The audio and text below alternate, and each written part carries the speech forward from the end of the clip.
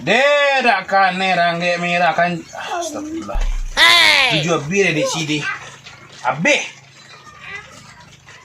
Menyasar dan. Mari lah. Apa kata? Dah sakit kapan lu ah? Dah cip nak? Dah karena taruh ringgit merah dah sakit kapan lu dah ni. Dijual bir di sini habis. Dah cip. Dah dan juta nanti 200,000 beli chip. Habis 8 juta licip. Menyesal je nak. 2.9% tak dalam gula. Menyesal je nak.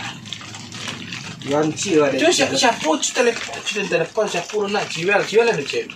So lain nama saya snapnya petang. Ada galak-galak je ranggit di snap. Pun ciwel nak Dewi salah. Ciwel. Kemari sebentar. Betul lah. Bu ya. Kalau taruh sama main ngomel lah tak ada. Hati ciwel lah. Ada apa? Kalau ada cip. Ada cip. Ada kambang. Kambang je lah. Dah aduh nak kambang lah dah ha. Main ragam patang ah.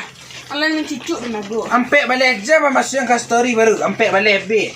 Tu sudah jual matu nak. Ha, sudah jual matu cik ah. Itulah be. Habis. Dah biasa. Dia sih lai. You nyasar. Dia sih lah kan ampek lebih lah dah. Dia dah kau jual cik lai dah. Kau jual cik lai tu jual sedikit main lai. Nuak Tadi cik pak. Jalan lah bang, jalan lah. Jalan tiap pak ngah.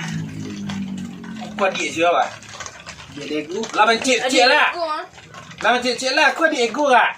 Apa yang buat ego mari lah. Buat ego mari. Tak lah. Dia cepat mau ego mari. Ya tak salah. Ego kan 290 lebih je pot tirai lah. Baik buat ego cepat lah. Cip kacik dah. You sudah lebih. You buat tirai. Dia dah apa dia screenshot dah punya. Yo. Tirai lah. Tu cik tinggal sekotak dah guys. Lah tu nama ego dia sampai Ah, di WA. Di WA, di IG, di Facebook, you share satu. Ayo lah. Dia timbul dia tadi nak. Timbul dia dah paling terima cepat.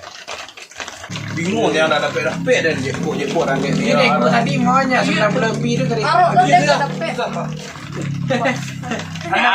60 sampai 8 31 60 eh. Tunggu dulu.